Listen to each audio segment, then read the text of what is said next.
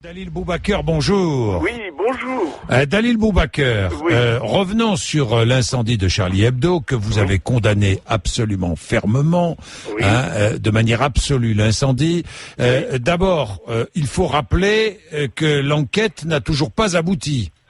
Ben oui, là c'est le grand hic de toute cette affaire, c'est là où tout raisonnement, toute déduction et toute conséquence devrait trouver leur source, c'est dans les auteurs, la source ou pourquoi et comment et quels sont les tenants et les aboutissants de cet acte malveillant, de cet acte criminel en droit et qui soulève la réprobation, alors générale, je ne dis pas quasi, mais vraiment générale. Musulmans, non musulmans, presse, etc.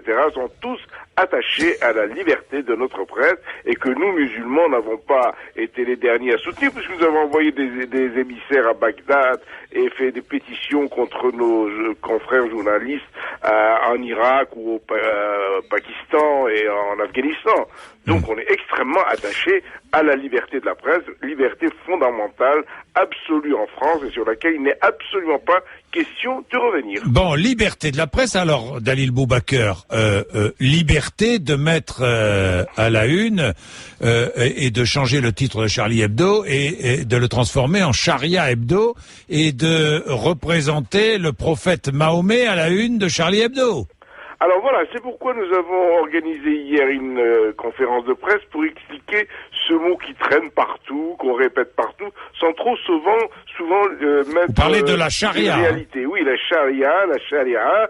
Qu'est-ce que c'est que cette charia si menaçante, si terrible et si incroyablement dangereuse pour nos sociétés? Mais elle est terrible pour certains ou certaines. Bah oui, Dalil mais Boubaker. les fantasmes, vous savez, c'est de l'irrationnel. Bon. Nous voulons revenir à une saine raison, une saine définition des termes et voir les choses telles qu'elles sont. La charia n'est rien d'autre qu'un système de loi religieuse, tout à fait comme le droit canon. Je l'ai dit mille et une fois.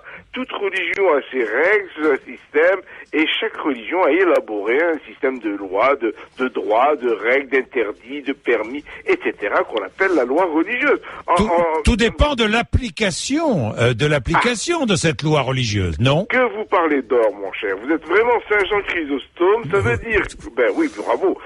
C'est vrai. Il y a la loi à ses interprétations. Dans l'islam, il y a deux grands axes. Il y a le chiisme, n'est-ce pas, des ayatollahs qui, eux, sont des ecclésiastes qui appliquent et sont les juges et les exécutants de cette loi. C'est le chiisme. Mais l'immense majorité des musulmans, notamment en France, c'est les sunnites. Et encore, dans le sunnisme, il y a 4 écoles. Les 3 premières écoles, celles du Maghreb, etc., de l'Égypte ou de la Turquie, sont des écoles libérales. Malheureusement, monsieur Jean-Jacques Bourdin, il y en a une, et celle-là, oui, il faut la stigmatiser. Elle nous a menacés. Elle est un problème pour tous les musulmans. C'est la 4e école, et en fonction des législations... Les salafistes? Oui, on appelle ça le hanbalisme, le wahhabisme. Voilà. Le wahhabisme. Le wahhabisme, qui est un succédané de la 4e école apparue au 9e siècle, une école réactionnaire, austère, littéraliste, radicale, extrêmement mineure qui était dans l'histoire, sauf que avec le pétrole, évidemment, elle a pris une extension aujourd'hui mondiale, y compris chez nous, et nous luttons chaque jour. Ça fait des années que nous dénonçons les émissions de cette tentative, n'est-ce pas, de légiférer, de donner une législation dans tous les aspects de la vie quotidienne des musulmans, ce qui n'est pas la tradition des autres écoles, et malheureusement, elle a des soutiens, elle a du pétrole, elle a de l'or, elle a des tas de moyens d'influencer jusqu'à l'océan Indien où j'ai été, en Malaisie, dans les Philippines, etc. On la retrouve partout. Voilà. C'est pourquoi ce qui apparaît aujourd'hui en Tunisie, en Libye, etc. Mais qui a provoqué tout cela? Ça a été fait, ce printemps a été encouragé, complètement sponsorisé par un Occident heureux de croire que la démocratie allait sortir de là, alors que les primum movens, les instigateurs de tous ces mouvements, se cachaient peut-être sous l'aspect de salafistes ou d'intégristes. Maintenant, ils apparaissent au grand jour. Mais la faute à qui? Est-ce que c'est la faute des musulmans de France? Voyons, monsieur Jean-Jacques Bourdin. Bien. Nous ne sommes pour rien. Nous ne sommes pas des gens de la charia. Nous, la seule charia, si je puis dire, c'est la loi française. Nous sommes des citoyens français et je vous mets au défi de dire que quiconque, à part des excités ou des imbéciles qu'il faut dénoncer, la loi générale des musulmans, c'est la loi du pays.